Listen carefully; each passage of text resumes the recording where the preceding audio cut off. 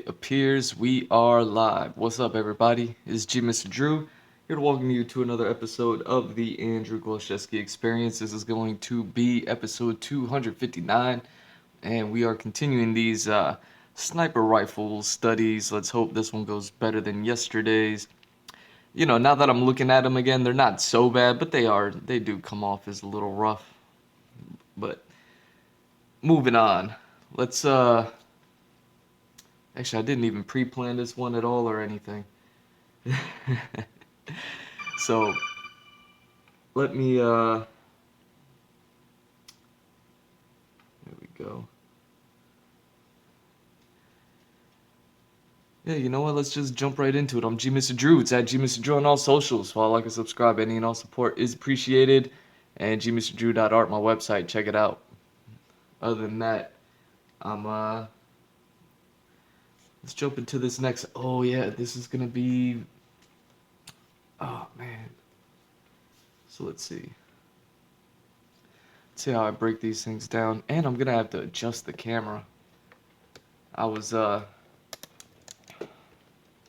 just adjusting it, and as I was doing it, I accidentally tapped the start the stream button. I said, fuck it, let's just start it, you know? There we go. So now we got the page in, good. And I'm watching some One Piece stuff in the background, just talking about what's gonna happen after Wano, some sensei. And then, let's see, what else?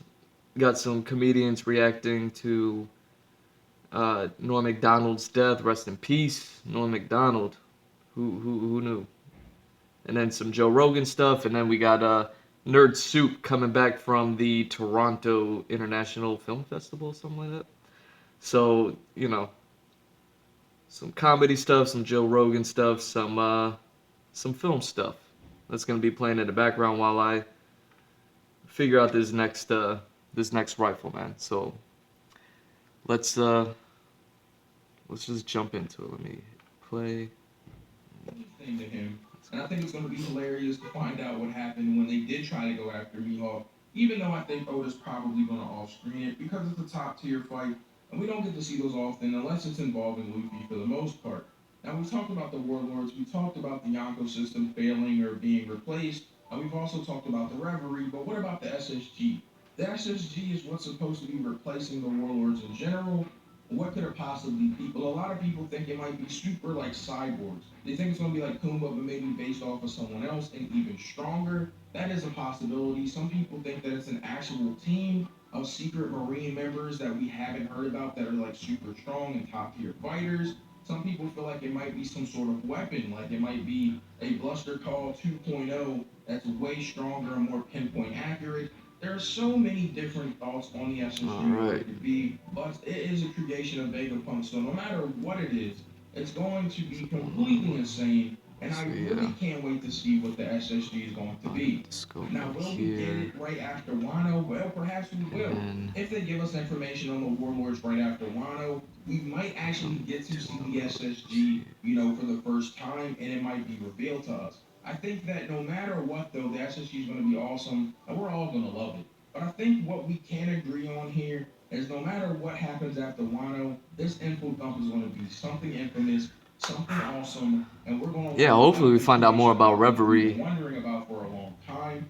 Of course, this The is revolutionaries, on what could happen after Wano, but I want to know all of your thoughts. So make sure the warlords, everything that's happening, man. What's going to happen after Wano is over.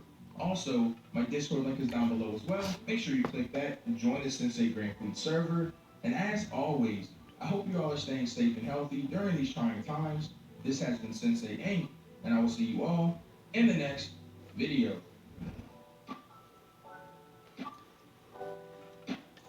So yeah, put the weapon here, put the scope there.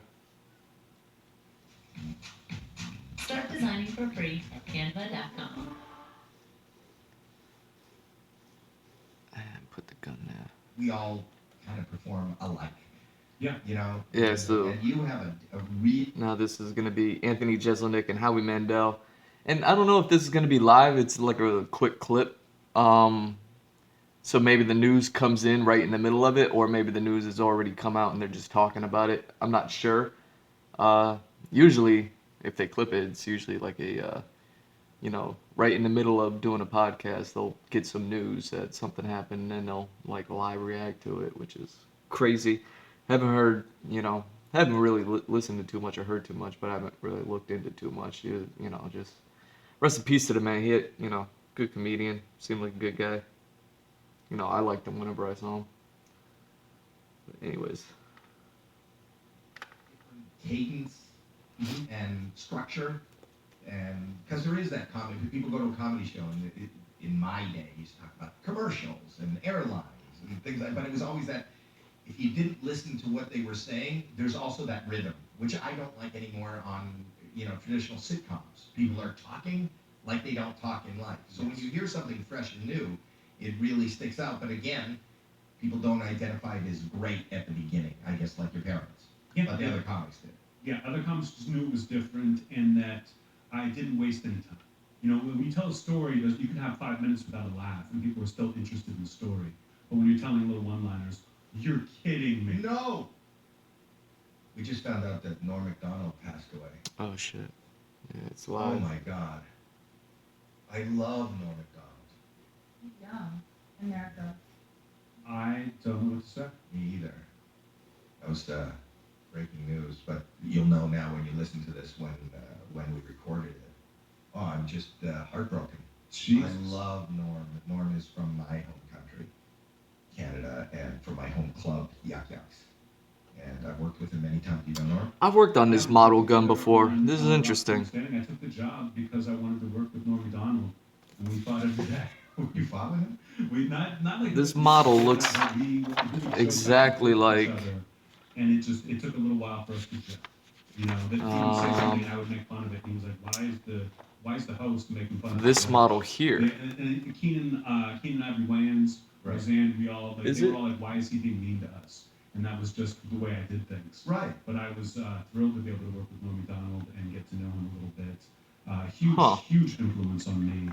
Of just if you believe in the joke, the audience doesn't. You know what? It's not. It just looks similar. His Weekend Update Interesting. was Amazing. legendary to me and just one of the greatest of all Maybe time. similar I manufacturer or don't- These something. don't affect me that often, but this is a tough. This is a. What does it say? I didn't read it. What did he die from?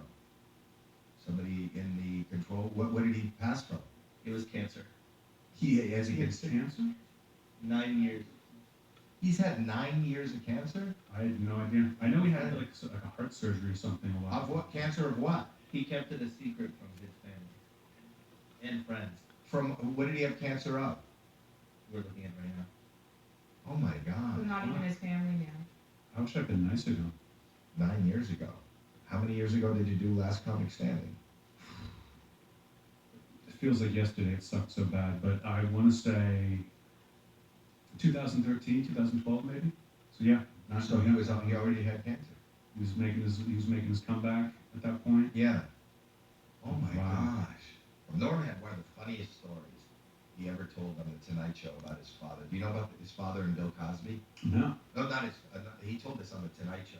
He told the story. It's one of my favorite stories because it's real. Again, Bill Cosby was on SNL as a guest host when Norm was there, and he tells the story about his dad got him into comedy. Norm Macdonald's dad would sit him down every time there was a comedian on the Tonight Show or wherever. He would sit him down and make him watch, and they would watch Cosby together. Cosby stand up, and they would laugh. That was his father and him bonding moment, and maybe the reason he got into comedy. So when Cosby was on the show, he went up and he said, "Mr. Cosby, I just want to tell you that I think you're the reason I'm in comedy. You are my dad's favorite comedian, and he used to make me sit down in front of the TV and watch you, and that's what inspired me to go into comedy, but you're his favorite." And Cosby says to him, "Where are you from?" And he goes, "I'm from Ottawa, Canada."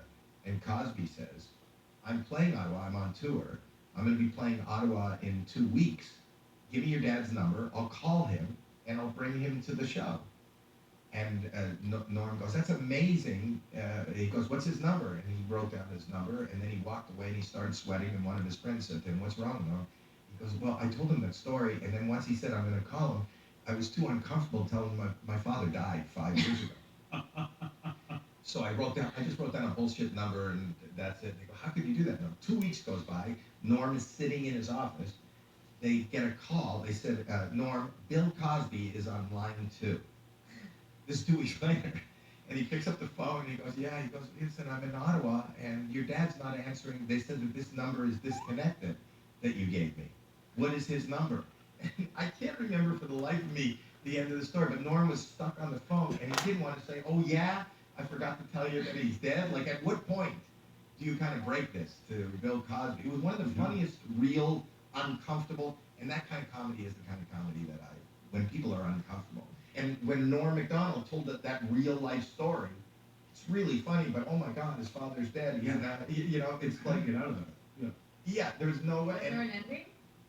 I can't remember the ending. And I wasn't prepared for this story, and I remember I hear it a lot. I'm just kind of bowled over by the loss of somebody younger than me, too. That made me think of a Norm Macdonald story he had told about having Rodney Dangerfield on SNL. He was just going to come and do a weekend update, a little bit about not getting respect. And Norm had an assistant who just had one joke he told. It's an off-color joke, I'll tell it anyway. He said a gay guy goes to his roommate. He says, hey, I'm going to hide, and if you can find me, I'll suck your dick. And he goes, what if I can't find you? He goes, I'll be behind the couch. And he told everyone, and he had an assistant that tell Rodney the joke. He tells Rodney the joke, and Rodney doesn't laugh at all, and he goes, I gotta tell you, kid, I'm not much for jokes. And Norm thought that was the Rodney Dangerfield, like Mr. Joke. I know. He'd be like, I'm not much for jokes. I love that. Yeah. I love that. I love that. I love the stories. I cannot believe. 61. So young, but he's been sick for 9 years and nobody knew.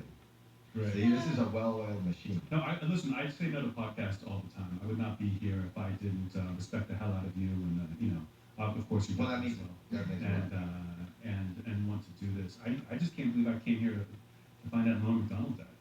Like that's a gut punch. it really is a gut punch, and it kind of, I'll be totally honest with you, it is a gut punch that kind of brought my mood down. He is somebody, even doubly because to not know that he was sick, I feel like I would have wanted to be there for him, or at least, but maybe it's his choice. Yeah, I mean, he talked about death a lot, and then I'm sure he went out the way that he wanted to. That's true. I'm thinking about the assholes in the booth over there who were like, let's flash this on the screen during a podcast. Yeah, who is the asshole? That was Rich. I was pretty Rich? Rich. Was that Yeah. you? It was like, this will be Alex? Yeah, no, we thought you might want to talk about it when we get it up like this week because it means a lot to the comedy world. great. Yeah, surprise us with that, and let us react in real time. That's great. Oh my God, that is a gut punch. We love you, Norm. We love your comedy. He was a good human being. He was somebody that I think we're all going to miss. 100%. I mean, one of the greatest of all time, and He really this is. only like solidifies his legacy. I think that people Really? will. I thought he was really treated unfairly at SNL when he was fired. There was no reason to fire him. I think he pushed the buttons. That he knew that if he kept doing this, he was going to get fired. It was all the OJ jokes. But I think he went out on his own terms, and I think that's kind of what made him a legend. The fact that he never had a huge hit sitcom, he didn't become Seinfeld, I think added to his legend. That I think he had an amazing career, and his comedy output is unparalleled. That he'll never be forgotten. Damn.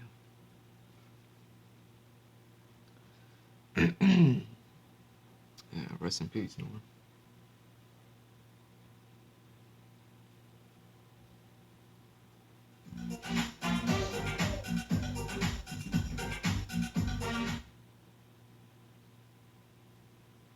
Wawa's delicious and crunchy breakfast and lunch paninis. Gotta have a Wawa.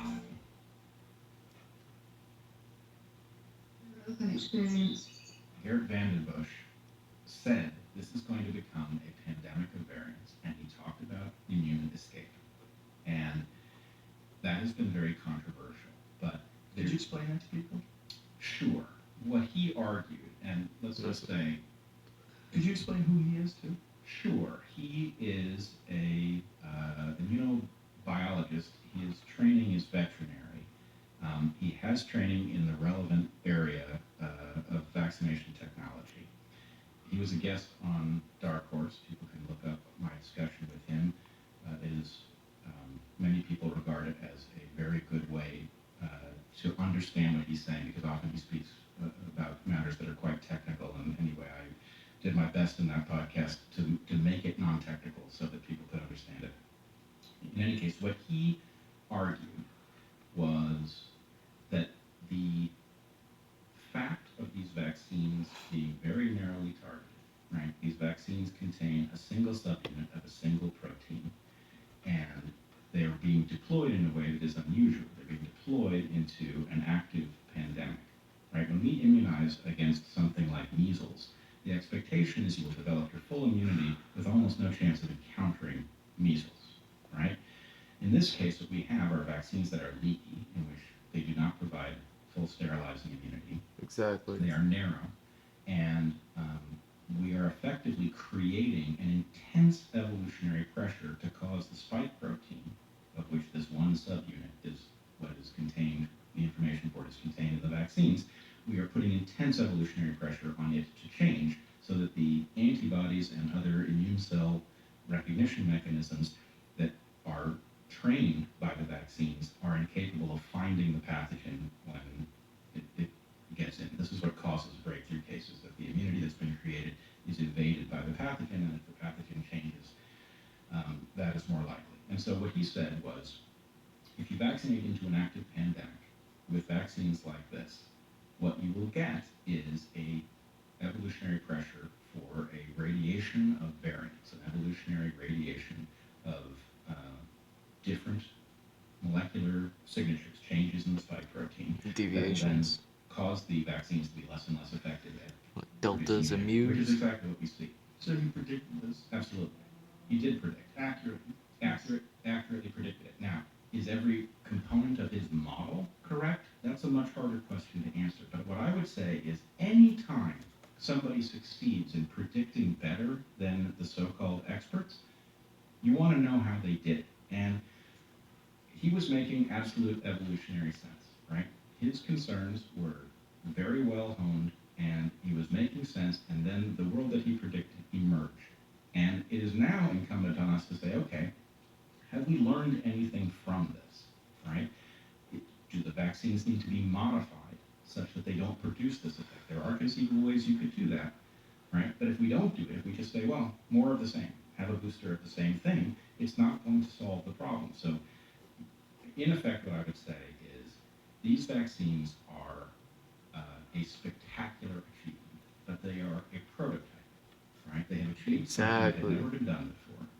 Technologically, that's remarkable, but they were not ready for prime time, and they have failed Exactly. to produce lasting immunity. They have produced very narrow immunity. It does not compare to the natural immunity that people get from having had and beaten the disease. And what's more, we have learned an awful lot about how the disease can be managed so it's much less lethal, right? That combination suggests that we need a rethinking of our approach.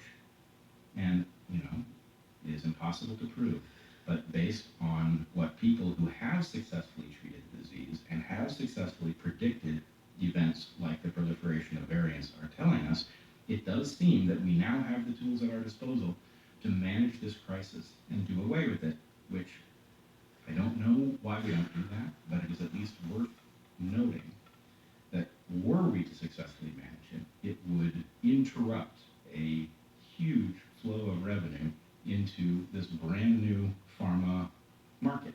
Is that the reason that we don't do it? I don't know.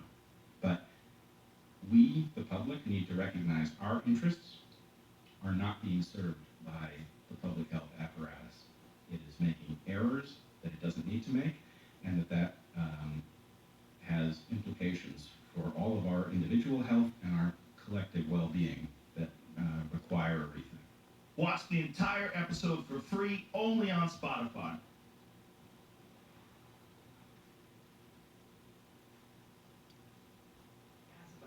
Whether people agree or disagree with the things that happen or are said, on large platforms like that, it's like I think you said it also. you gotta admit when somebody's making sense, like they're saying something that's intelligible. That's a big one. I mean, because it does Like, take me 3 times there's longer value to to that. read a news article. Yeah. Because I gotta vet. I don't have to. I could be like a lot of other, probably most people, but They're counting on it. if I read this and They're something counting doesn't on it. vibe with me, I sit there and I go look up and I do research. Yeah. I mean, we don't all have a Jane right next to us, Yeah. checking everything that we say and calling us out if I was wrong. It's like the idea that forever, this whole time, I thought that Jay-Z said that quote, right? And then and then I was like, well, I don't know. Maybe I'm wrong. And so, but it's like, but we don't have. Most people don't take that time. Like if somebody else would have corrected me on the bus, I don't know if anybody would have taken the time to Google that and make sure.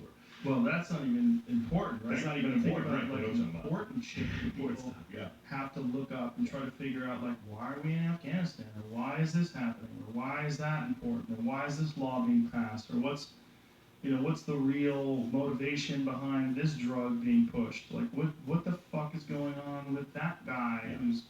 And there's so much of that in this world that you could lose yourself. Like, if you didn't have a job and your entire day was sifting through the news and trying to find truthful narratives versus propaganda, you would lose your fucking mind.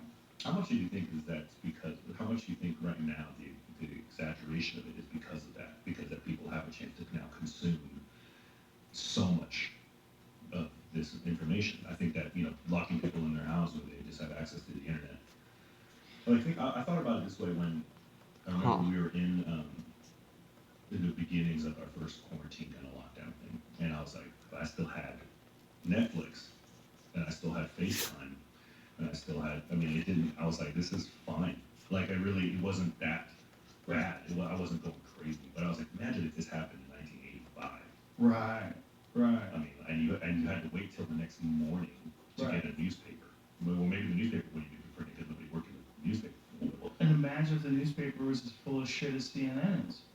And then you're lost. You really don't know what's true or what's lies. What's propaganda. At that one thing. Yeah. I was thinking, like, man, how difficult would it have been? How much more isolated would it have been if we just can only get the information twice a day, once a day, and at one channel, to 2 or 3 channels, local news or whatever it was. We didn't even have that kind of, whatever. Well, there was so much propaganda back then. It just slipped through the cracks. It took forever before something hit the light of day. Right. Where something was an obvious, like especially like government shit, like Gulf of Tonkin incident that led us into Vietnam. I mean, there's a bunch of those instances. There's a lot of gatekeepers back there. Yeah. Oh my God. Right. And there was agreements with the news had agreements with politicians and government agencies, and they followed the narrative. And So I think that maybe us now, with access to all this information and all this content and all this data and all these people, all these voices of somebody that used to do 10 minutes of Twitter, now do 4 hours of Twitter, and just sit there and getting in these rabbit holes. I mean, it's got to be damaging. Like we said, a lot of it's junk food. I treat a lot of it like junk food. I love a potato chip every once in a while, but if I eat it for 8 hours a day, I think it'll probably be pretty unhealthy. And so it's like consuming this kind of garbage. Yeah, there's a guy named Alan Levinovich, and he's looked at it in the same way you look at processed food. That's how he described it. He's like, you can't eat all processed food, and you can't eat all processed information. And that's what it is. It's like this social media version of information is just processed information. And you're getting it in these weird sort of bursts, and it's all boiled down with preservatives on it and filled with nonsense. It has an agenda. Mm-hmm. And it's like, I think that there's a monetization of human suffering, I think is difficult. Anytime you have that opportunity to where, because it's more interesting and it's more, you want eyeballs onto your content. So it's a very simple algorithm. We just need eyeballs. So whatever got people to watch it, and then let's get more of that instead of stuff that's not interesting. That might be just very boring data. And so I think you just tend to lean towards that kind of stuff a little bit. I think it's tough. Yeah, I just that's the stuff that it always fascinates me a little bit. It's just because I think it takes us.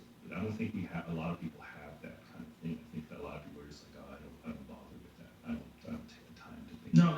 time. They don't take the time, and that's oddly enough where podcasts have sort of come in to fill that void. Because in podcasts, you can have two intelligent people just sitting down talking about stuff in a way like, well, maybe that's not true. Maybe this is true. Let's find out. Let's discuss this, and let's figure out why people are saying this thing that is clearly untrue and saying it across like multiple platforms. Like, what's the motivation behind this? Like, Yeah. that's a thing that didn't exist before. Because first of all, in the past, we didn't think of the news as being this thing that was lying to us. Yeah. That's a real recent thing, and I think a lot of that was exacerbated during the time that Trump was president, because the media was so upset that Trump had become the president, and so upset that this, what they thought this con man was now running the entire government, that it's time to fight fire with fire. And so they started attacking in the same way that they felt like he was attacking, the way he would, call people by a nickname, Lion Ted, or, fucking Lion Hillary, or Crooked Hillary, or, he have all these nicknames for people. Yeah. And call the news the fake news, and like, God, we have to fight fire with fire. We have to attack the same way he's attacking. But in doing so, they've undermined their credibility to an almost irreparable way. Right. And that's what's scary. Right. What's scary is that the amount of people that actually trust the news now is fucking lower than ever. Lower than ever. And I think it's because we all believe that people have an agenda. Even with science, people think we're so used to people having an agenda Yeah. that people think that there's an agenda with everything. Yep. And there might be. I mean, there's not to say that there isn't. I think that that's the balance of it all, to sit there and say, I'm even victim of what we're talking about right now, which is to say that while I believe that we probably lean this way, but we're not to say that it's a purified, that there's no such thing, that it's not possible, that there's some puppet master out there that's really kind of affecting this way or that third. But I'm just saying that at the end of the day, not everything has such a mastermind of whole type of thought process behind it. I think some of it is a lot more simple. I think it's a lot simpler. Sometimes it's about just money. Sometimes it's about just... Most of it's about money. Yeah. Most of it's about narratives. Narratives that are set up in order to have people extract money from the system. And that's what's really scary, is that you follow the money and it's right there. And, many people have talked for years about getting money out of politics and getting money out of, to make it so that these people that make these huge decisions that affect policy, affect the way we're allowed to live our lives, that there should be no money being exchanged in these decisions. There should be no motivation. No one should profit from these things. No one who wants to be a politician should ever get exorbitantly wealthy from being a politician, but yet that's the case over and over and over again. And that's dirty. That's dirty. And that is what affects these people, and that's what affects the way they behave, the way they communicate, and the things they talk about, and the things they won't talk about. Maybe sometimes is as important. Watch the entire episode for free, only on Spotify.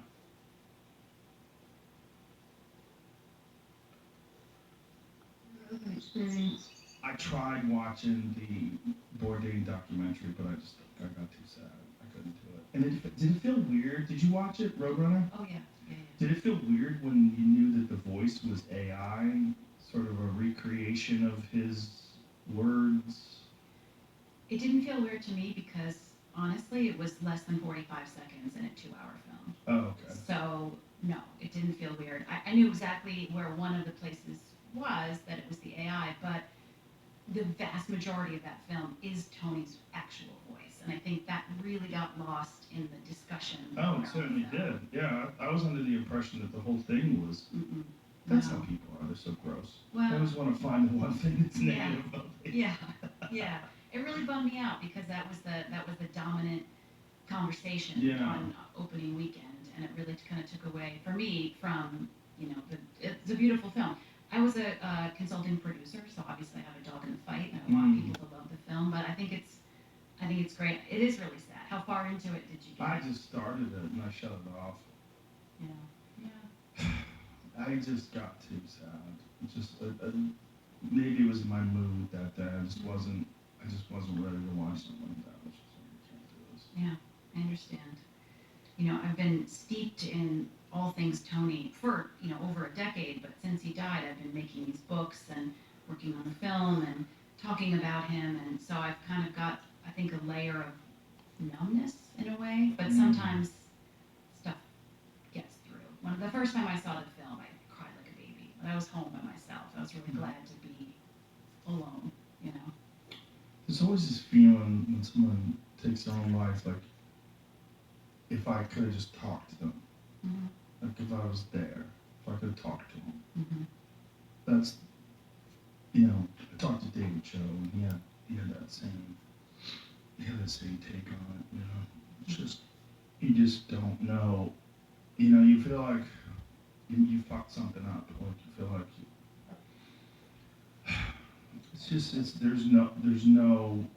there's no peace, You're always, if I think about him, I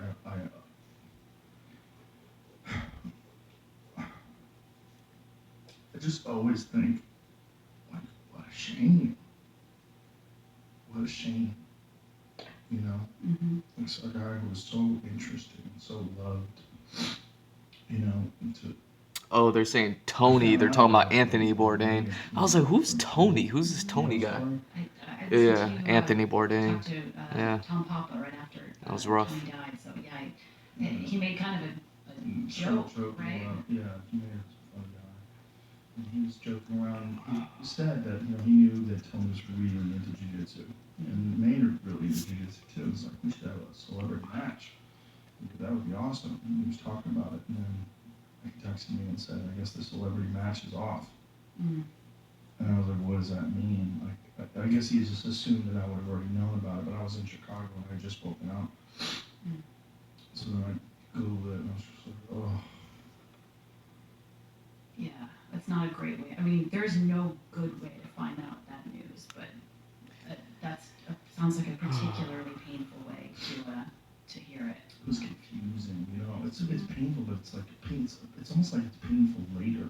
Mm-hmm. In the beginning, it's just like Shock. you're baffled. Mm-hmm. Like, how? What? Mm-hmm. Not there anymore. This person's not there anymore. Like, if I text them, it's not there. I have a phone that I won't get rid of because there's text messages from him, Mm-hmm. and it's like I can always go back and look at them. Yeah, same. I'll never get rid of my last texts with him. I mean, and what you were saying about, you just wish you could have done something. I mean, believe me, that is a conversation I've had with so many people. And I think to myself, like, if I had just been a little more, I don't know, something, if I had said something, or if I had been more supportive, or, I knew he was in trouble that week, but it never occurred to me that he would take that action that he did. And the fact is, he had a lot of people around who were very close to him, who loved him. And he had other people that were offering to come and be with him because they knew he was having a hard time that week. And he said, no, don't come. So Why was that week so particularly hard? There was some stuff in the media with him and his girlfriend that was, not great. He was very, very in love, and I think there was some. I mean, I'm not saying anything that isn't public record, and I'm always hesitant to talk too much about all of that. But it's out there. It was in the Italian press and maybe the French press that his girlfriend had been maybe or maybe not with another guy. There were a lot of pictures that made it look not great, and I think that was really hard for him. And you'll see they talk about it. It gets talked about in the film. It gets talked about in my book. I think he was deeply in love, and I think he was realizing that this relationship maybe wasn't what he thought it was, or that I think he felt humiliated, honestly. And I mean, that's a hard thing for a private person to metabolize. And then, you're extremely public person who has been extremely public about this relationship. I think it was a lot for him to handle in that week. Mm. Yeah, there's not much you can do when that happens in terms of like talking to a friend. Like words just don't work. Yeah. Like if they don't, you're not gonna absorb them. Mm-hmm. Mm-hmm. Yeah, it's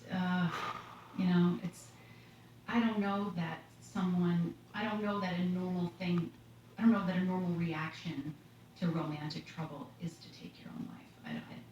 Clearly there are plenty of people who have trouble in their relationships who stay alive. He was a really complicated guy. He was a really, I think, as public as he was, and as much as he shared about the way that his mind and his heart worked, I think there was a lot that he didn't share, and I think he was more troubled and more lonely and sad than I think any of us knew at the time. In the intervening 3 years, I've learned a lot more about him, and I thought I knew him inside and out. I was his assistant for 10 years. We wrote a book together. I had done some traveling with him, not extensively, but I did a handful of trips over the years. We were in contact every day, and when I started to talk to people after he died, there was just a lot more to him, a lot more to his story. Yeah, whenever anybody recovers from a serious drug problem, but yet still parties, Mm-hmm. I was always like, how's he pulling that off? Mm-hmm. Like the first time I hung out with him, I knew that he had gotten over the heroin thing, but I didn't quite realize how hard he drank. It's like, whoa. Yeah. Was that in Montana? When you guys No, that was later. That was after I'd known him for quite a while. I think the first time I hung out with him was in Vegas. Oh. Pretty sure. It was when he was married to Octavia, Mm-hmm. and they were there for the UFC. Mm-hmm. And I met him backstage. Okay. I was like, wow. Watch the entire episode for free, only on Spotify.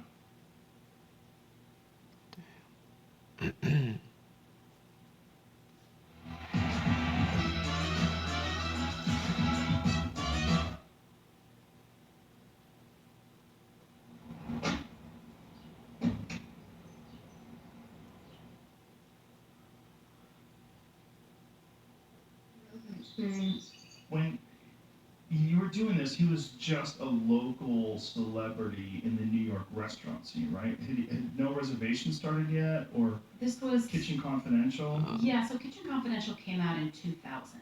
So he was already on the rise. I think he was a season or two into A Cook's Tour, which was the very first iteration of Tony on television. Mm-hmm. But there was no, he was always would say, like, I've got my 15 minutes. I have no expectation that this is going to, last forever. I'm going to do as much as I can while I can. But I think he was always waiting for someone to pull the rug out from under him, as far as being a celebrity, whatever that Yeah, means. he was. It was really interesting. It's like, it's hard for people to realize that other people appreciate them, I think. Mm-hmm. Especially people that are genuinely humble. He was a genuinely humble person. Like, he really didn't buy into his own bullshit at all. Right. So when you would talk to him about it, he was like, this could fucking end terribly at any moment, Mm-hmm. Yeah, I remember being with him in the green room. He did a book tour for the cookbook Appetites that we wrote together in 2016, and he did a series of lectures, basically like a 1-hour stand-up routine in these theaters, and then book signing. So we were at the last one at BAM in Brooklyn, and in the green room, and he was just like, oh God, I fucking hate this. I feel like such a, what was the word? He was such a fraud. Yeah. And I was like, what are you talking about? You just have like 13 sold out shows. The book is doing amazing. Like, you're literally Tony Bourdain. He was like, yeah, it's all bullshit. I'm embarrassed that people have paid money to come and see me talk. It was really illustrative to me to hear him talk like that, to realize, like, he doesn't think he's as great as we know he is. That's a common thing Mm. amongst at least my people, amongst comedians. It's in many successful people. It's called imposter syndrome, and it exists because you have a certain sort of a set perception of who you were, just going through life sort of anonymously, and then it radically changes and it doesn't feel real. And so to other people who've just discovered you, they love your show, they love your writing, they love your take on the world as you travel and eat everywhere. You think, like, I'm the same fucking idiot that I was. He's probably thinking he's the same guy he was in '95, and now here all these people love him. It doesn't make any sense. It just feel like this is gonna fall apart. This is fake. Yeah. that's also why he was so interesting, is because like the people that are like legitimately full of themselves and really think everything they're doing is great are gross. Yeah. They're gross. They come off gross when you see someone write like I'm the shit. You're like, what? Like that is so gross. And it's such the opposite of what anybody ever wants to hear, you know. And maybe you could say it in jest, and, you know, people think it's funny, but for the most part, the people that are really enamored with themselves and their work are just not nearly as interesting as the people that are tortured by it. Like, it's such a conundrum, right? It's like a guy like Tony, who is such an interesting, fascinating person just to talk to, just to have a conversation with, because he had such a clear perspective on things, the way he looked at things. He was very aesthetic. He had like very into like he enjoyed a certain style of communication and of hanging out, and like there was an art to just conversation with the guy. So it's like it makes sense that he hated himself. Yeah. You know, in the most fucked up way possible, it makes sense. Yeah. I think too there was this disconnect between the guy that he was before he got famous and the guy after. You know? And I think he always thought about how the old guy probably would have made fun of the new guy, you know, and or he would have, he and all his buddies who were cooks stuck in the kitchen would sort of hate this, you know, guy with the expensive shoes and the nice apartment and flying first class. Yeah, that's what happens. You know, you want to be punk rock, and then all of a sudden you have $1 million in the bank, and you're like, hey. Yeah. I think I'm gonna eat at a nice place tonight. You know, I think I'm gonna buy a watch. You know, you really can feel like a fraud. It's fascinating because so many people are really, they're haunted in a lot of ways by the past, and you know, there's sort of like this rebellious, rigid attitude that you develop when you're struggling and when you're coming up, and you know, it becomes like the structure of where your attitude comes from.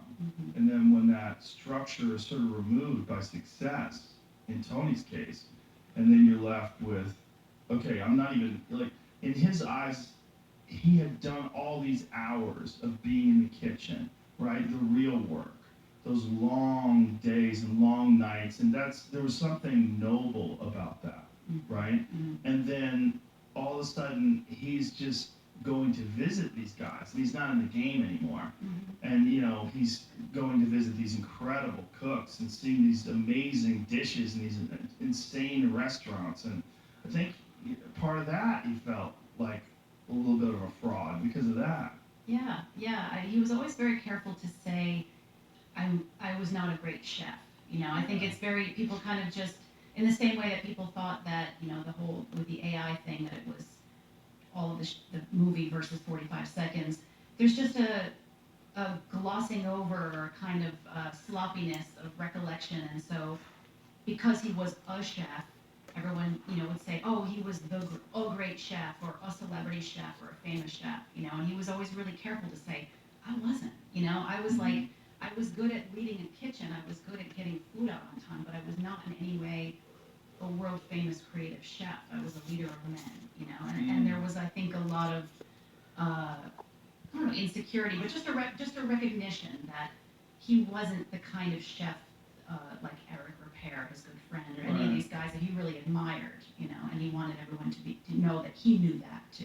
No, yes, just the genuine humility about him. Watch the entire episode for free, only on Spotify. All right, Nerd Soup. Did you know residue on your dishes can be caused by hard They went to Canada, went to an international film festival up there in Toronto, and I've been trying to do better on Twitter, and I've been following them, and they've been like tweeting about it. So let's see what they have to say.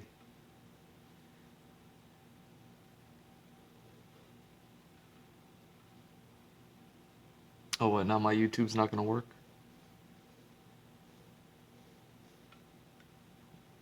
Why is it sitting on the loading screen for so long? Hold on.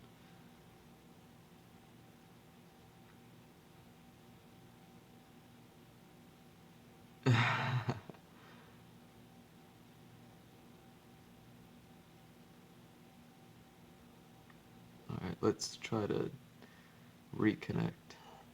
There it goes. Yeah, that was weird.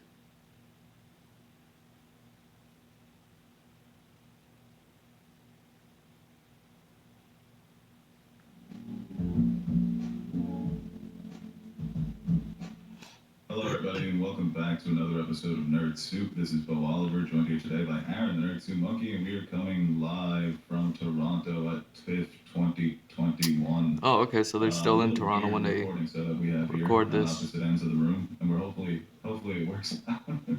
Doing some test runs, and I think we got it going good. Too far for me. I usually be in my business when we record. Yeah, it makes it more personal that way. Intimate. Sexual almost. Podcast shouldn't be recorded this way. And we're working with what we got, so. And by the way, before we start, Toronto, I love the city. It's clean, it's nice, there's so many different things to do. Everyone's just beautiful, men and women. It's just a bunch of good looking people. Makes me self conscious, just strutting around all day, but. Well, we should have realized that Drake, Justin Bieber, Ryan Reynolds. Right? No, it's handsome for a politician. Yeah, he's a politician, huh? Beautiful city, and I wish we could spend more time, but we're here for business. Here for business, which is also a pleasure, because we were treated to 3 movies on day 1 of TIFF. The first movie we saw was Drive My Car by Risuku Hamaguchi.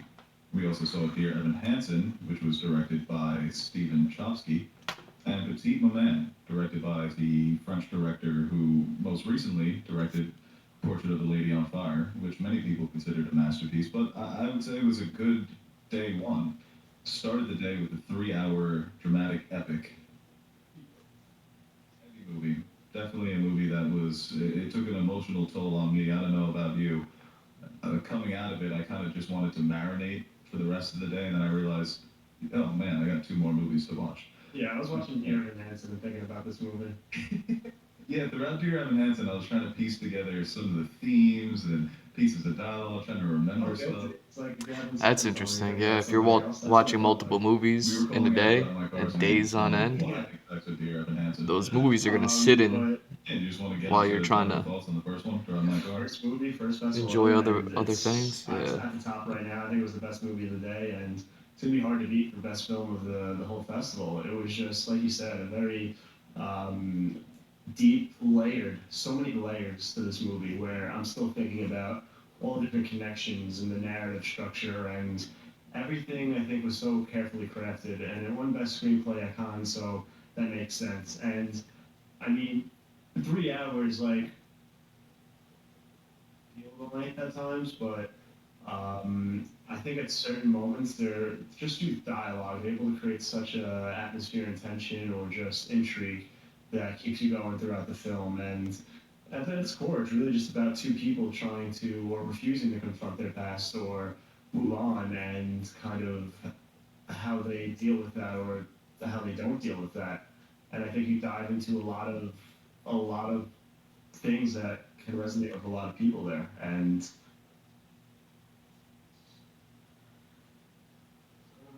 not over long, but this super long prologue that was just so gripping.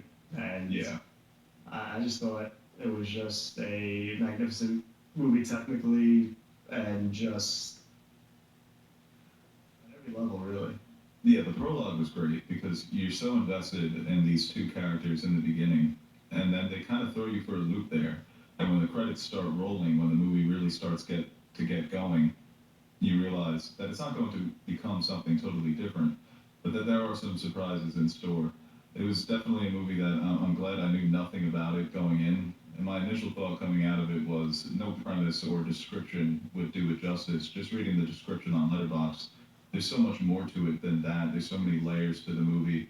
And I think there's also something so special about when life bleeds into art. And obviously, this is all fiction, but it really does tell the story on 2 stages, the reality of the characters and the fictional reality that they're trying to create with play. And so many of the lines of dialogue, they felt very confessional, like they could be seen as monologues for each of the characters in their own way.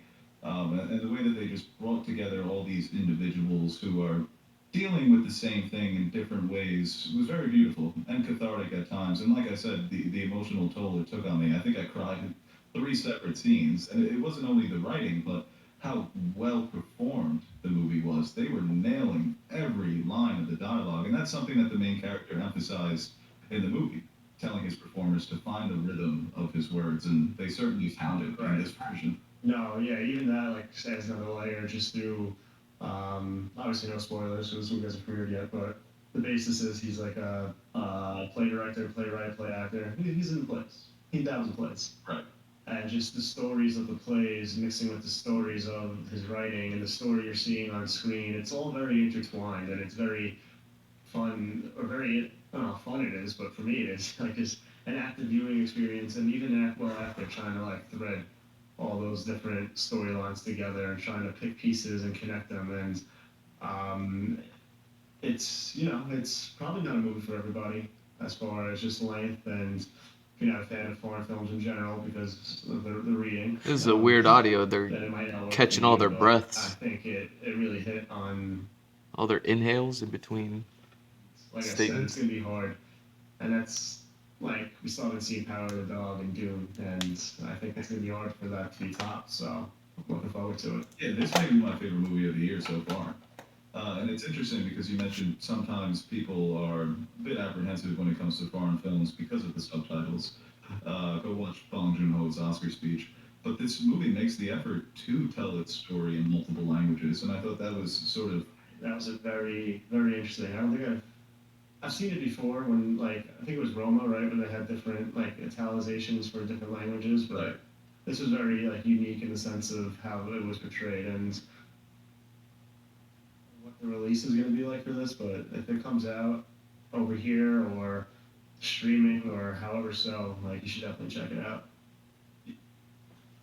I hope it does make its mark at the Oscars or throughout award season. I mean, obviously, that's the thing. Watching this type of movie, it makes me think that awards are just so meaningless. Yeah. Because everybody in this cast was so phenomenal. They all deserve fucking Oscars, and there are always movies like that where it's how can you differentiate between performances or say one is better than the other? But Right. I hope a lot of people in the States get around to this movie and just everywhere really. So There's going to be a problem with this next movie though. I cannot wait to see how the world reacts to this next movie because in the middle of watching this, I got so excited at that prospect of all the debates, of all the discourse that is going to be surrounding this movie. And the thing is, it is a play, so it's been around for some time. But I saw a review of on Twitter that somebody wrote, all the people who have memorized the songs of this play without knowing the story are surely going to be in for a surprise. I mean, the premise, is that a spoiler? No, they talk about it in the trailer. Okay. So obviously he's writing these notes to himself, the main character, Evan Hansen. It's a task given to him by his therapist, and they mistake that note as a suicide note for another classmate of his. Yes, and he just kind of goes with it. He kind of goes with the flow. He's this Right. socially awkward loser, and he realizes that being the friend to this individual who killed himself makes him more interesting to the people around him. Dude, like, this movie's gonna be reactions. People either really like it or people think it's like garbage. Everyone should be in jail. I tend to because there are times where it resonates a lot with like just me personally in general because they do dive into lots of different issues with anxiety, depression, and like I think a lot of it hits home and holds true and it is very sincere and it elicited a sincere emotional response from me at times. But at other times it's just not that. So at other times they downplay it, they don't dive too deep, and it's like it almost feels like they were a little tentative or they didn't treat it with enough respect where that sometimes like they try to maybe pass it off as jokes. And if that wasn't the intention, then that's just poor filmmaking. And if it was, then I felt like it was like not in good taste. But the times it does hit emotionally, I'm like, okay, this is actually I like what they're doing here. And I just think when that's inconsistent though, like your main focus and such an important issue, and you're kind of sloppy in the way you convey it to your audience, then that's a pretty big problem. I think the performances are all great. Ben Platt, looks like he's 50, but he really is convincing in that role, and he played it in the play, so it makes sense that he would just fit naturally into this role as that socially awkward outcast. And I think all the performances top and down are just really, really good. And the songs were good. Only one I really was like, this is a banger. The others I was like, I could take it. It's probably the most problematic song of all of them. That's when they're really getting into him giving into this idea that he was this kid's friend. And it's a song about the emails that they would write back and forth, these fake emails, because that's how kids communicate these days, right? Their email. Right. They just singing and dancing and having a great time thinking of all these imaginary scenarios. I felt guilty for bopping in my seat.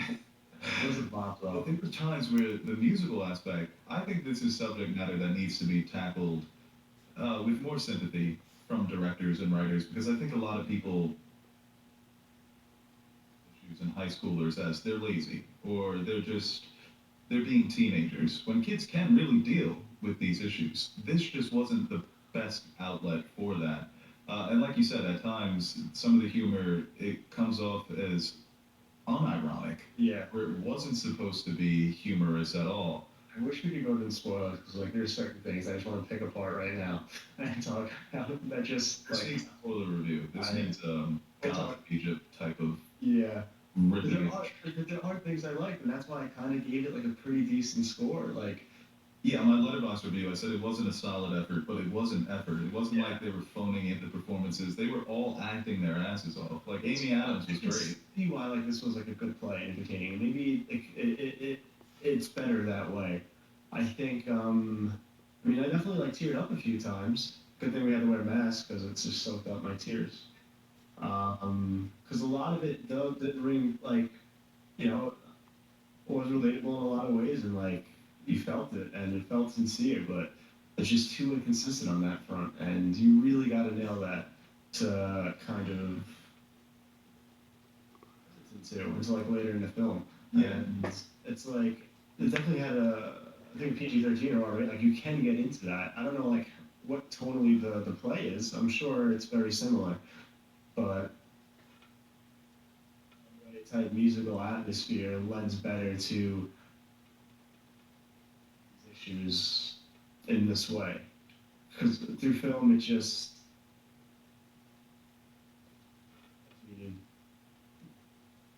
from the issues, but it's like they're not acknowledging how fucked up some of the aspects of this story are. And you're seeing that a lot these days, where characters make decisions, moral decisions that maybe, but it doesn't necessarily mean that they're bad people. There's a focus on that, the gray in characters and in everyday life, more and more movies. This movie was just too surface level. They didn't get into the gray enough. When it was at the surface level, that's when I feel like it was when they did dig deeper, I felt like that's when it actually hit, and just too few and far in between. Alan Dever was probably the best out of all of them. I think Ben Platt might have been, but she was fantastic too. Yeah, Ben Platt is definitely a good performer. The way he was singing and like in that awkwardness too, but like you can, like it wasn't like he recorded just him regularly singing and they put it in. Like he put a lot of the characters' little ticks and kind of quirks in there, and the way he outcast singing at times, or an emotionally distraught person singing at times. So there were breaks, there were little like, I like that aspect of it. I mean, some of the musical parts were very awkward because when you're watching a musical on stage and they're singing and dancing and it's important to the actual story and narrative, you don't need them to acknowledge that people are singing and dancing. But there were scenes in this movie where crucial elements of the story would happen through song, and then they would not let us know if the characters knew they were singing. It's like the characters were in a musical. Yeah, that's what I'm gonna start doing. Just randomly singing. Like, yeah, I'm super depressed and like miserable. Well, the reaction shots are going to be legendary once this movie hits the general public, because it looks like they feel like it's an awkward situation because he is singing, even though what he's singing about is just awkward, you know? But they're giving him these looks like, why are you randomly singing at the dinner table or in the hallways at school? That's what a musical is. But the best musicals find a way to integrate that. Yeah, let's seamlessly. For this movie, a lot of the switch cues were gears so here. abrupt and so jarring at times. I didn't know It what to kept taking expect, me out of it. but At first, I knew it was a let's put on some new rock stars talking about the latest What If episode with Killmonger and Tony Stark. Antioxidants I have no idea what they're talking about. and zero sugar. So I was like, maybe not the best thing to listen to. I don't know the movie. I don't know the actors. They said Amy Adams. I was like, oh, that's a A-list actor. Why wouldn't I know about this? Part of the system to change the system. No, you could burn it down. Oh no! Killmonger's a killer. He's a killer. Hi, Brody. Your own people. Mr. Brody. Welcome back to New Rockstars. Marvel Studios' What If Episode 6 is What If Killmonger Rescued Tony Stark? AKA What If 2008's biggest assholes met and built an empire that brought the world to its knees, which is also me and Philip's origin story. What the hell? This is Inside Marvel, our after show for Marvel's What If on Disney Plus, but it's also going to be our sort of breakdown of the What If mid-season trailer that just came out this week. I'm Eric Voss, and folks, I gotta be honest with you, I am spent from working double shifts for the past couple weeks. We had a Spider-Man No Way Home trailer, then right after that Shang-Chi, then right after that a Rick and Morty finale, then the Marvel Zombies episode, all these What If episodes. Then we had, like, within a few days, a Matrix Resurrections trailer and a Hawkeye trailer. I'm exhausted, so MT is doing me a solid. He is going to give me a week off by handling the Easter egg breakdown for this episode of What If. It's going to come to the channel tomorrow. But right now, MT and I are just going to react to this episode. MT, your thoughts? Dude, this episode was pretty fun. Like it's cool seeing Killmonger take over Wakanda again because that was his whole MO for ever since he was a child, and he learned that Wakanda messed with his family. So like it's just cool seeing that in different universes he still has that MO and he does it in different ways. So I liked it. It's cool.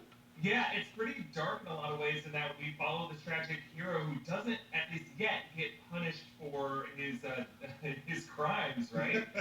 It's just kind of like watching. There's a bit of wish fulfillment, dark wish fulfillment, and wondering what if Killmonger was successful. We don't totally see the him reaping the benefits of his succession, his literal success. But it was fascinating to like watch him be successful and hoodwink most of Wakanda. But it seemed to like end in this open-ended place. It makes me think again. I think we're gonna follow up on this story. But a quick recap. So Killmonger saves Tony Stark from the 10 Rings in Afghanistan. By the way, I love that they just say it's the 10 Rings, not just like general terrorists or Raz's group or whatever. It's great at the 10 Rings. I'm surprised Tony Stark wasn't like, huh? 10 Rings? What? But in saving him, Killmonger prevents Tony Stark from ever building his Iron Man armor in a cave with a box of scraps. And I love how the Watcher shows us that whole history down to Tony Stark saying I am Iron Man and snapping Thanos' Force Away in Endgame. But instead we see Tony Stark's more immature behavior. He never kind of learned anything from that whole Plato allegory of the cave that first Iron Man was. Instead he goes into business with Killmonger, having Killmonger replace Obadiah Stane. And he allows Killmonger to design his Gundam drones that he designed back in school. And you know that had to have been a Michael B. Jordan anime. Oh, 100%. Right? Like, he loves anime. 100%. Like his entire costume is based off of Vegeta from Dragon Ball Z. So like, yeah. Now they end up getting more vibranium from Claw in that one shipyard that we saw in Age of Ultron. But Killmonger takes control of the scenario. T'Challa shows up and he kills T'Challa. Very hard to watch, I gotta say. Of course that is. But he also kills Rhodey. And then Tony tries to avenge Rhodey, but Killmonger kills that drone and kills Tony Stark as well. Wow, it's almost like you should have hired a man named Killmonger, Tony. I know. To killing. What is that, German? Killmonger, it's revealed that he's kind of the same guy he was in Black Panther. He is like, his goal is to take over Wakanda. And he does this by leading Thunderbolt Ross's army of drones. They're able to like mass produce these overnight, really. and then he leads him into Wakanda, but then he splits off and kills Claw. Claw shows him the backdoor entrance to Wakanda. He takes his body into the country, presents it to the royal family, and tries to like make nice with them, showing them his ancestry. But then he disconnects the drones from Jarvis as they're invading, but then reactivates them, I guess, in order to make the Wakandans think that he's good at leading the Dora Milaje, which is awesomely led by Queen Ramonda. I love seeing I that. know, she's a general. I love that so I know, much. to see Angela Bassett's character, Why not? Why would Yeah. you? Wildin', that was dope. Why not? Yeah. And then, so he destroys all the drones alongside like Okoye, but Shuri doesn't trust him. So even as T'Chaka makes Killmonger the next Black Panther, he goes to the ancestral plane, and T'Challa's like, this isn't going to end well for you. Shuri and Pepper team up to tell everyone the truth, but before they can, the episode ends. And once again, it ends right as things are getting interesting. No, we need these to be an hour, not 30 minutes. Right. Or I think you can tell a self-contained story in a half hour, but like, you gotta let your audience know if this truly is an anthology series or something that is setting up a narrative. And I think at this point, MT, these random endings can't just be left like this. I think there is a plan to these. The fact that we're getting a clearer and clearer look at the Watcher each week tells us that each of these stories are building to something. And based on this and some stuff we saw in the mid-season sneak peek, I think we have a pretty good idea of what that is going to be. But real quick, head on over to newrockstarsmerch.com and check out our new Shang-Chi designs and our latest obsession Great Protector shirt, as well as this What If shirt. Oh, there's also a new Morris Stay in the Pocket shirt that you might love. But if you get either the Great Protector shirt or this What If shirt, those are part of our latest obsession line, and you will get the option of leaving a custom shout out that runs during the bottom of the screen during these after shows. Joshua says, what if Thor and Hulk weren't off-world for the events of Civil War? Which side would they choose? You know, there was an old episode of Big Question where we talked about that, like if Civil War was redone. It's a very interesting question. I would say Hulk, Bruce Banner's loyalty to Tony Stark as a man of science. I think, especially Bruce Banner, knowing about the responsibilities of like how dangerous superpowered individuals can be, I think he would totally be on Team Iron Man. Whereas Thor, Yeah, but would he want to be under Thunderbolt Ross's control? I doubt it. To the UN or whatever Earth-based government. Yeah, it's easy to make that connection with Tony, but with Thunderbolt Ross, who was the one presenting it to the team in the movie, they'd be like, Thunderbolt, like maybe don't go in the room with Banner. We trying to get him on our side. If he sees you and you see him, like he ain't gonna want to be a part of this.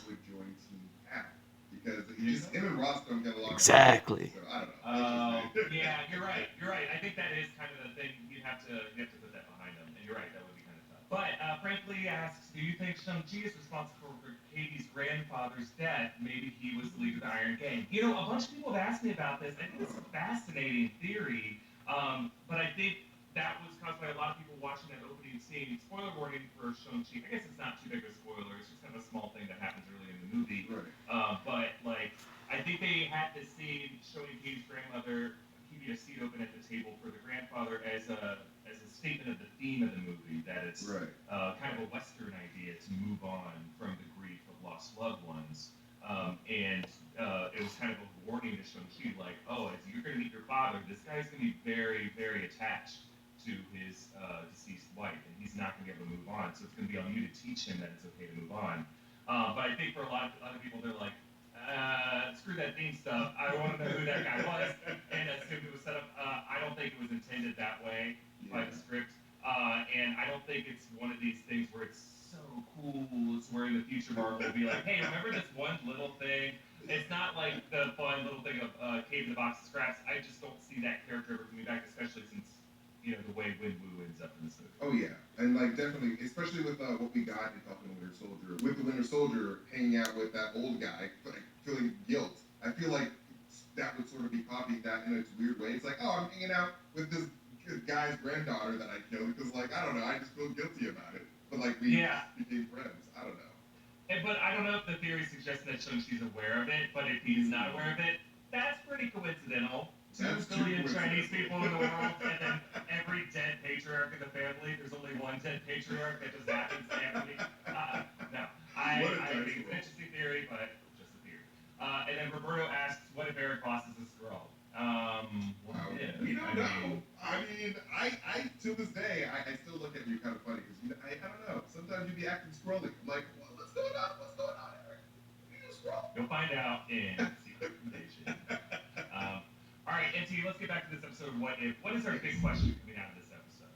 Well, Eric, what if the Watcher will finally intervene in the season finale and tie up every cliffhanger ending that we've gotten? Because we've gotten a lot of cliffhangers so far. Yeah, I think that's where it's got to be headed now because this episode, more than any before, ended with this clear setup for some other act. It's like we ended in the middle of the episode, and it wasn't like one of these bleak Twilight Zone cliffhanger endings. I don't know why they wouldn't just make it season 2 follow-up episodes. That way they give them, a year to write something decent. If we have good intuition, we should probably talk. It wasn't that exciting, but so that's what I'm saying. We're going to see more of this, and I think the Watcher obviously getting closer and closer to us each week. He is spraying, not saying at this point. I almost expect the finale episode to be Jeffrey Wright's actual face. Yes. That's the direction we're going. Get him in live action. Do some Mary Poppins live action in the animated world stuff. I want to see that crossover. Yeah, like we keep getting closer and closer to his face. Like by the finale, I want to be inside of his nostril. Now we got to talk about this mid-season trailer because it hinted that several of these characters are coming back. So Strange Supreme, we already know he was going to meet Captain Carter. There was that weird shot in the preseason trailer. But now in this mid-season trailer, he meets Thor, who says, "Zombies, great idea." And that's crazy because I think we're also going to get like a Ragnarok-based episode somewhere in the next couple of weeks. So I think those two are going to meet. And then we know Chadwick Boseman voiced T'Challa for 4 episodes in this season. So was that one more And we've seen episode? 3 so far, so we know there's one more. Also in the mid-season trailer, there's a shot of Black Panther. Which has been so cool to hear Chadwick Boseman again. Every time it's like, shit. Killmonger Black Panther, since he is the Black Panther now. We're not really sure, but I think we're going to see more of this story. Whatever. Hit you right in the feels. So just to recap the loose threads. But before, I was always seeing as loose threads. I thought the book was closed. We were moving on from that side of the multiverse. But now it seems like, no, some of these things will be coming back. So, to recap, the Zombies episode left Zombie Thanos with the 6 stones, or 5, but about 6. There was also Zombie Scarlet Witch and Hulk and Bucky. And we don't really know what happened to them. And then Thor, Rocket, and the rest of the Guardians in that zombie side of the universe are still out there. Then the Doctor Strange episode left Strange so great crying alone as the Watcher decided not to intervene. But I think that was the turning point of the season. I think that was a moment where the Watcher's like, maybe I should have intervened. I think that's going to come back. I think he's going to revisit that decision. He's going to open up that case. There was the Avengers Murder Mystery episode that left Fury about to awaken Steve Rogers, and then Carol Danvers showed up. Also in this mid-season trailer stuff, there's a lot of Carol Danvers Captain Marvel action. So I think we're going to follow up with that. The Star-Lord T'Challa episode left with nice guy Thanos hanging out in Wakanda with T'Challa, the royal family, the Wakandans, and the Ravagers. Meanwhile, Ego found Peter Quill. And then the Watcher's like, well, that's the end of that. Well, that's the end of that anywhere. And then episode 1 left Captain Carter with Nick Fury and Hawkeye, and then pieces of that same squid monster species that Doctor Strange absorbed in episode 4. So I believe that this finale of this season, at least, is shaping up to be things getting so bad. Like maybe the multiverse will run out of viable universes for the Watcher because every one of them people make bad choices. Oh my God. Or maybe there could be some other crisis spreading throughout the multiverse, like the events of Loki unravel a lot of things, or like WandaVision or No Way Home, the way Doctor Strange and Peter break everything. Or maybe something new in Multiverse of Madness, like now maybe the Elder Gods are pissed off, and the Watcher, in order to solve that crisis, will finally intervene, combining these particular heroes into one team, and maybe by resurrecting Could be setting up the heroes Eternals. who died in those universes in order to get Eternals the job step in. done. And I think this supposed anthology series has actually been the story of one hero who watches the Watcher as he grows, as he changes, he learns. And he's been showing us all these characters for a reason because this is his team of multiversal oddballs that he's making the case to us are worthy of attention, of worthy of solving a very particular conflict. And I think he needs these particular people to solve a particular threat. And I think that threat could be the Elder Gods, could be whoever Captain Carter chopped up, and Doctor Strange sucked in one of them. But based off of the mid-season trailer footage, I wonder if it could be a new incarnation of Ultron as well. But no, I definitely do think that those are the two biggest threats that we could be facing by the end of this series.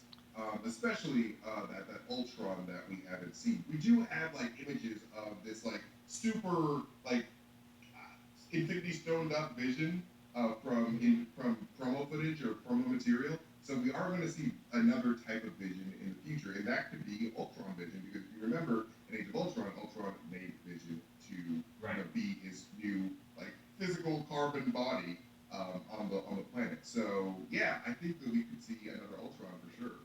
But you know, the Elder Gods and like these squid creatures that keep getting teased in the series, I definitely feel like that is just the general route that Marvel Studios is going. And What If is the primer for us to get to know these, these other interdimensional Elder Gods that are just squiddy in nature. So yeah, I definitely do think Elder Gods for sure. Yeah, I think like if not the final episode, one of the episodes this season is going to show us Vision Ultron, or like what if Ultron was successful in forming a new form that he was trying to build before he lost wireless connection, whatever concept. But we're gonna see. I think Ultron does deserve a second chance to be shown. I think we've all been asking for more Ultron stories. I want to see what kind of like with Killmonger. I really want to see what if Ultron was successful, specifically if he had these 6 Infinity Stones. Where would he go with that? Would he destroy all of life, you know? And James Spader's just an amazing voice actor in general, so like he would just deliver an amazing performance there. So more James Spader, please. So we have like 2 general directions of who the ultimate big bad of the series could be. A very tech-based villain like Ultron, or a super organic biological villain from the multiverse, Elder God, Squid, Shumagorath, whatever you want to call those things. I honestly think what we'll see is the inciting incident of the finale or one of these episodes will be the Ultron threat. But like the post-credit scene of this series will be something that sets a multiverse of madness and will be either the squid being or something beyond it. And those are either connected with some other entity. But I think really the direction of the series is going to set up multiverse of madness. I think that's ultimately what they're setting up. Well, here's an interesting idea that just popped into my brain. What if they're setting up a multiversal war scenario? Because we are getting these different factions showing up. So we have the zombies. We sort of had, Killmonger's Wakandans in a way, but like I don't think that's going to be a threat. Yeah, we do have these Elder Gods, and like, what if we're getting different factions that are just growing now that we're going to see in the future of the MCU? Like, what if Marvel Zombies show up in season 2 of Loki, just causing just multiversal shenanigans? So it'd just be cool to see different players. I think you're right, MT, and I think that's what Multiverse of Madness is going to be. I think it's going to be a multiversal war. I mean, Cumberbatch has talked about this being the most ambitious superhero movie, rivaling No Way Home. We haven't seen anything for that movie yet, and I think we're going to start seeing some post-credit scenes. The movie's coming out in March, right, of 2022.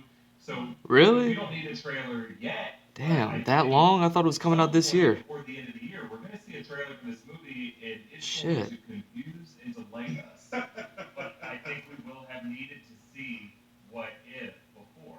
I think they're going to wait till the end of What If, which will be what? By the end of September, I think the first week of October is the final episode. I think right around then, let's keep a lookout for a Multiverse of Madness trailer, because I think this series is going to have a post-credit scene that tells us a lot about what that movie's going to be. Fingers crossed, I can't wait. Well, before we continue with more questions from this episode, we want to thank DoorDash for sponsoring this episode. If you're ordering DoorDash more than twice per month, you should definitely get signed up for Dash Pass, the easiest way to save money on what you're already eating. Dash Pass is a membership that offers unlimited $0 delivery fees from thousands of restaurants, grocery stores, and convenience stores. With your membership, you can save an average of $4 to $5 on each order for delivery or pickup. On average, Dash Pass pays for itself when you order twice a month. With over 18,000 restaurants eligible for Dash Pass, you may even find a new favorite restaurant. Flowers, pet supplies, groceries. DoorDash has so much more than just restaurants. Whatever you're using DoorDash for, get those $0 delivery fees with Dash Pass. Try a month of Dash Pass now and watch your savings add up. Start or stop your membership anytime after your free trial ends. And if you're ready to save money on your DoorDash orders, DoorDash is offering a free month for Dash Pass right now. Stop spending money on delivery fees. Commercials. Try Dash Pass from DoorDash today for free. Come on. And when you've got zero delivery, Get out of here. your loan. Find out how Upstart can More commercials. Come on, get out of here.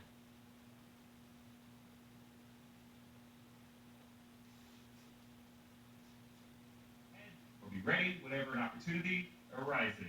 The process is simple. Sign up at bluechew.com, consult with one of their licensed More medical commercials. Jesus.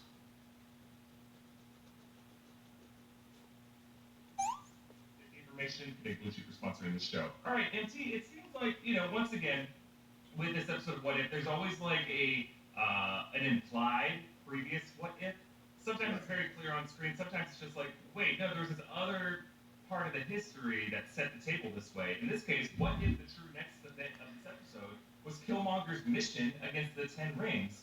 And what was that mission? Yeah, no, like that seems to be the big, like huge thing that's different from our universe. That Killmonger was like infiltrating the Ten Rings. But yeah, no, I do wonder what his actual mission was like within the Ten Rings, and like how he was trying to infiltrate them from within. Because Ten Rings are themselves a very shady organization that likes to infiltrate, sort of like Hydra in different ways.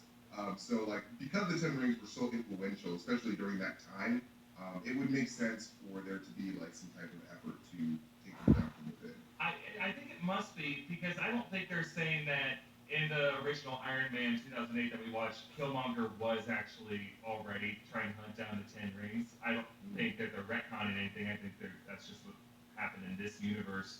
But what I find interesting is when we just watched Shang-Chi, I haven't had time to like properly figure out the exact timeline of those events. I just know when general things are taking place on screen. But like when they met in 1996, right? Wenwu and Lee.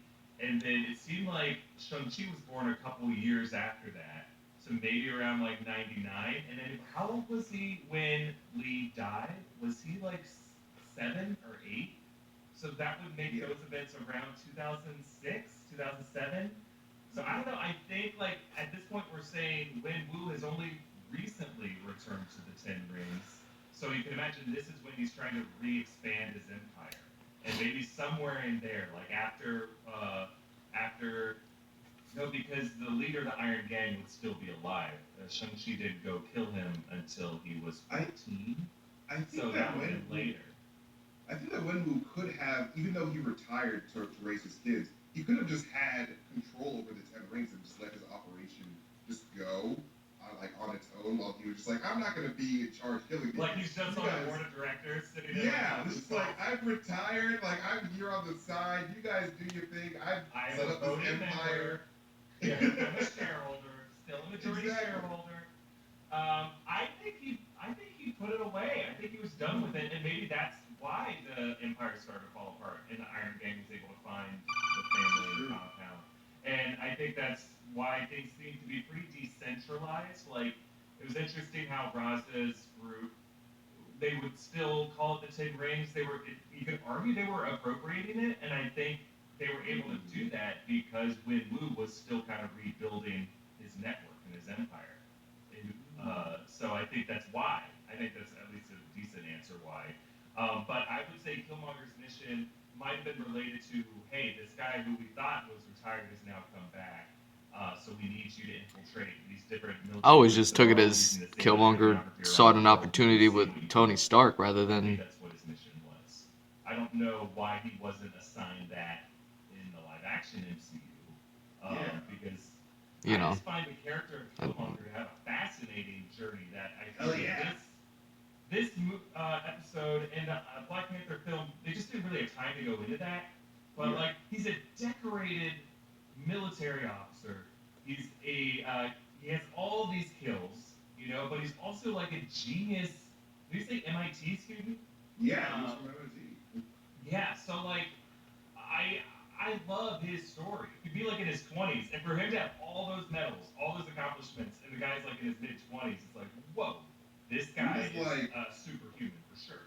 Yeah, dude is like Black Zemo on steroids, man. Like that man is a mastermind. Like he's one of like the few like masterminds that we have in the MCU, and I love it for that. Black yeah, Zemo. I want to see him like. That's why it was fun to see him succeed. But like the way he was just like killing people off, like I wanted him to have like a more Loki-esque master plan, you know, for everything that really caught us by surprise. Oh, you mean like Maybe one it's that just because we fails? saw him in the Black Panther film, we knew what his goals were. But the fact that it seems kind of like rushed that he would kill off Black Panther that way, and that he would kill off Rhodey. It seemed kind of like what I don't know, what like a Steven Seagal action movie villain would do. I don't know. I think Killmonger could find more interesting ways to use these people than just. Oh hell yeah! All right, another question I want to ask you, MT. One of the kind of implications of this episode was, what if the world might have actually been a safer place if Tony Stark never became Iron Man? Now, in this case, he means Killmonger, not necessarily a safer place at all. But had Tony Stark been able to survive Afghanistan if those IEDs didn't, blow up the convoy, if it wasn't attacked, did the existence of Iron Man create a chain of events that made the MCU what it is? No, I like that you bring that up because, like, I mean, people have always talked about that. Every villain was born from Tony Stark or Iron Man. That sort of just made everything crazier in the MCU. I think that the world might, I don't know if Escalation. it was safer, but like a lot of crazy things like Ultron and like Ironmonger, Whiplash, and like the Peter Parker's rogue gallery and freaking right. All of movies. Spider-Man's villains are people who use Stark tech. I think the one argument of Stark making things safer was in the first Avengers film, right? He's key in the Avengers lineup coming together, and he's the one who flies the nuke through the wormhole. Without Stark, New York probably would have been nuked because.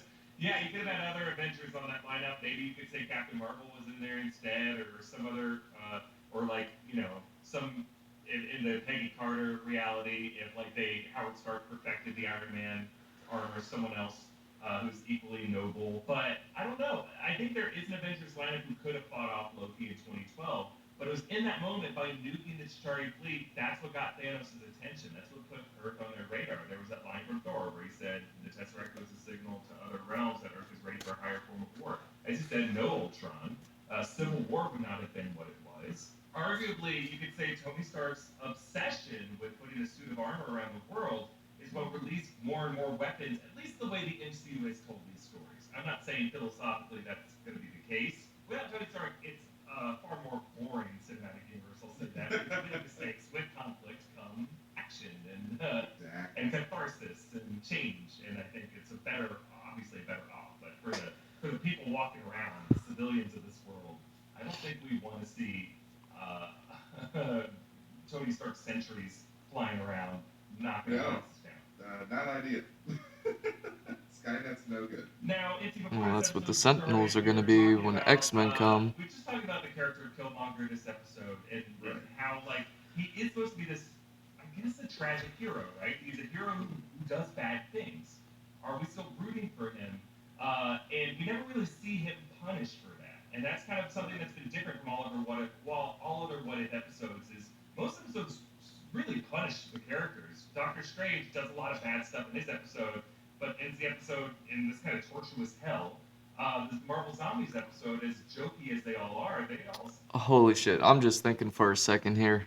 And, I'm still trying to figure out the Chadwick Boseman, how, his unfortunate passing is going to be fixed in the Marvel Cinematic Universe, the MCU. Like, we have Wakanda Forever that's been announced. We have no idea what they're going to do about it.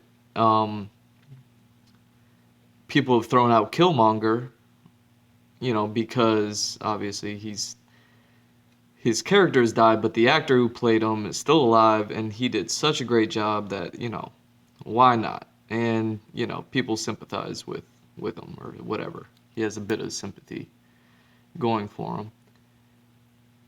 And another one that's been thrown out is the sister.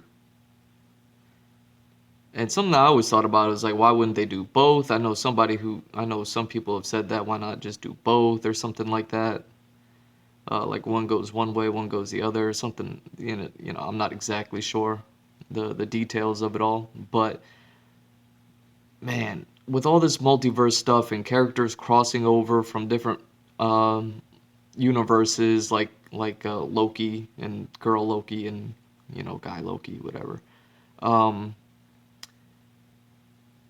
and with all this setup and everything here, like I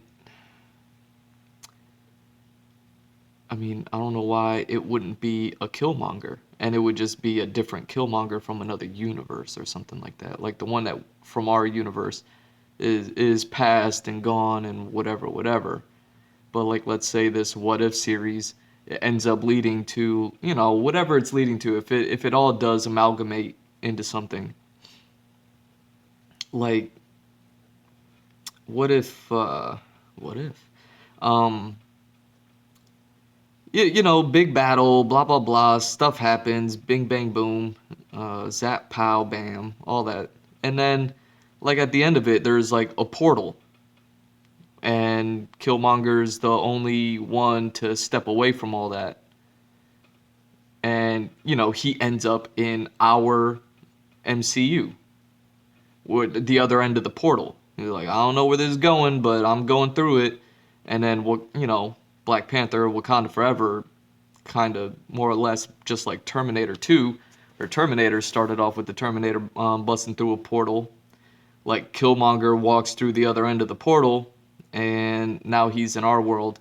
Now, how do we explain him being a good guy? Because obviously we want Black Panther to be a good guy. Well, maybe uh, like Black Panther's charted course changes from, Chadwick Boseman's righteous path of opening up Wakanda and helping out the world to closing back off again and being that thing that Wakanda has always been in the comic books of a closed off world that doesn't go off and really help the rest of the world. Like it's always like, nah, Wakanda's over here, bruh, and we ain't over there.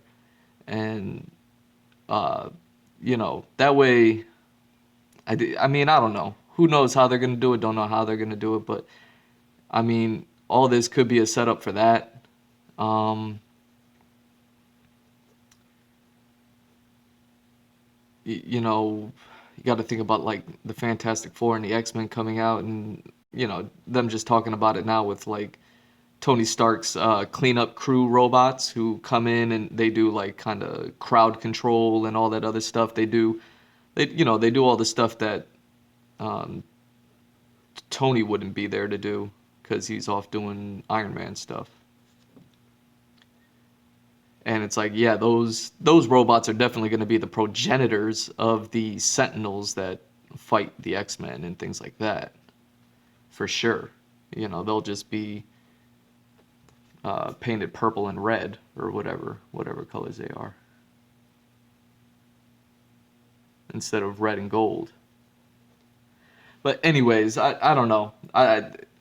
I'm just trying to think of what if crosses over into our MCU and what, maybe that would be the point of it in order to correct things that otherwise can't be corrected. Things like uh, things that are out of the MCU's control, like the unfortunate passing of Chadwick Boseman.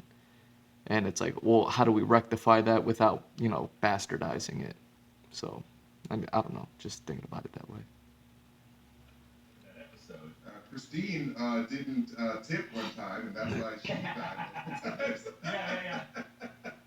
So we're talking about Michael B. Jordan's performance of this character Killmonger, and there is something interesting with these actors from the movies doing these animated versions of the characters. I think Michael B. Jordan is such a physical actor, and he's such like a powerful presence on screen. A bit of it got lost in some of his animation, and specifically there was when he said "Wakanda forever" or "Wakanda forever." It doesn't sound. It just felt weak. It felt wrong. Yeah. I have a theory, real quick, that maybe that might have been intentional because I know Michael B. Jordan is a great actor, and I wonder if they had him read it that way in order to show that his heart was not really in saving Wakanda, that he knows deep down he doesn't care about the the state of Wakanda, and he cares about helping his brothers all over the world. So like he can't say Wakanda forever with the gusto that all the other characters say it, because it's in his mind not really what his priority is. Yeah, that would make a lot of sense because he doesn't give a damn about Wakanda. Like he's like, who cares about Wakanda? I don't care about if Wakanda like ended tomorrow. Who gives a shit? Like it wasn't really Wakanda forever for him. It was Wakanda until my needs are met, sort of. Right. Killmonger. So like, yeah. Wakanda until my needs are met. Master plan, and like, you know, like, all right, now I Damn. gotta do the battle. All right, Wakanda forever, I guess. Yeah, my hope for season 2. Oh, and another thing that I was forgetting to mention about it all with the whole, you know, Killmonger, like maybe he does play like the dark, you know, the Black Panther who closes off Wakanda again, does all these things, you know, undoes everything that Chadwick Boseman's character does, and then it's up to Sherry to come in, take over, and then, you know, becoming the female Black Panther that, you know, I mean, the actress is great. I would love to see her do more, and, you know, what better honor than to do that role justice, not only by a good actress, but a good MCU character as well, you know, because obviously Killmonger has the killing streak to make him maybe not so good. But yeah, maybe that's the way that they kind of bring in a Black Panther, and then have that trilogy be the build up to the female Black Panther. And then, you know, the female Black Panther gets her trilogy. And by that point, you know, we're talking Fantastic Four will have come out. You know, Namor would have been, he would have popped up somewhere along the line. All this stuff, you know what I mean? But then Shuri is getting her Black Panther on. That's the way I was thinking about it. So that way they kind of pass the mantle through and through. We get the Michael B. Jordan version, we get the girl version, and we get like a good honor to Chadwick Boseman's, you know, righteous path and all this other stuff. Anyways. Right. I hope that like the actors that they're able to get, because ultimately it's so exciting that they're able to bring these actors back in these roles and take them in completely different hypothetical directions. I love that. I think we're both very grateful for that. But I hope that somewhere between the animators and the writing team and the showrunners and directors can work with these actors and show them what it's going to look like in the final product, and be like, look, you have to do a bit more. As a voice actor for animation, you have to do far more characterization. All right. And that is going to be it for this episode of the Andrew Glowczewski Experience. I want to thank you all for watching. Thank you for joining me. Getting back into the full swing of things. I know my nose I'm kind of like sniffing still a little bit, but you know, I'm feeling good. So I'm back. I'm back on my feet. I'm exercising. Things are great today. My exercise actually got rained on, so I had to cut it short and then finish indoors and all the other stuff. But anyways, none of that matters. I guess most people come here just for the art. So, you know, this is fun. This is good. Kind of got through it quick. And yeah, man, these sniper rifles, this gun is definitely very reminiscent of one that I worked on already, just because the grip, the muzzle here, like everything is very reminiscent of this weapon here. So yeah, that's kind of what it's reminding me of. So it's like this build, but it was slightly different. The trigger's different. You know, the like same but different going on. And that's what I was thinking about the entire time while working on this. And, you know, that's stuff like that is interesting to me to think about. Anyways, I hope you guys enjoyed this episode. I hope me just throwing out like my dumb ideas about like MCU stuff and things like that Um, this is the reason why I watch these things. They feed my imagination. They get me to speak my mind and talk about things that otherwise would have never been spoken, stuck in my mind, and probably lost. When I get it out, one, I can let it go, but two, I'll always like remember it because it's like, oh yeah, I talked about that one time. That's cool. And then when these things never do come to pass, it's like, oh, maybe I'll write it and I'll make it my own, and then change the characters' names and designs, and then boom, I got a bombastic story on my hands. Or they do come to pass, and it's like, oh, neat, I was right. Anyways, man, I'm G Mr. Drew. It's at G Mr. Drew on all socials. Oh man, Nardachi, you rated me out as I'm finishing up here. We're gonna have to raid somebody. That way we could just pass on the raids. Hold on. I don't have anybody. I don't have anybody on. Oh crap. Let me see. Who is there anybody like even on my references or something like that? Runeby. I think that's like a cosplayer that I follow on Twitter. I don't follow her here though, and that's if that is her. I don't even know. How do I do the rating again? Let me see. It's like a / and then the name / space name, or is it like I actually have to type in raid or something? Or I'll just end the stream. My bad, guys. You caught me as I was closing out. So please don't hate me. But I was talking about Marvel stuff and all, the latest What If episode, and talking about Black Panther and the future of the MCU and all this other stuff, and how, the passing of Chadwick Boseman, how all that stuff can get fixed.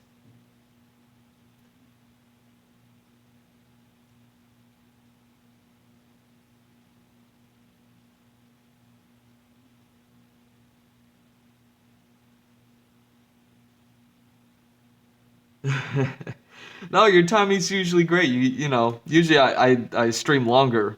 Obviously because of the whole job situation, I gotta stream shorter. These shorter streams because now I gotta get ready for work and all this, all that fun stuff. But I appreciate it. But yeah, this is the just the body, and then these noses attached to the front, and then these stocks attached to the back. And it was a pretty simple, straightforward sniper rifle on this one. Very reminiscent of this, what was it, assault rifle from before? Very similar to this one. Or this was a shotgun, that's right. This was a shotgun, and then wasn't there an assault rifle that had a similar build? Right, this one. So it's like the makers of this weapon probably also made this weapon, and then also made this one, because there's a lot of similarities, like in the grips, in the noses or muzzles, and just everything like that. But the fact that there's metal and wooden versions of them available, like I'd say it's probably like the same manufacturers. Interesting stuff.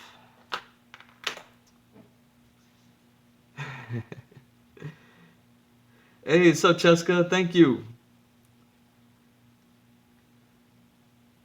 Yeah, it has been a super long time, but I'm gonna have to let y'all go. And yeah, man, I hope you find a channel that's like super awesome and not tuning offline. But y'all take care. It was good chatting for a second. And yeah, man, thank you. I'll be back tomorrow. So, love y'all. Peace.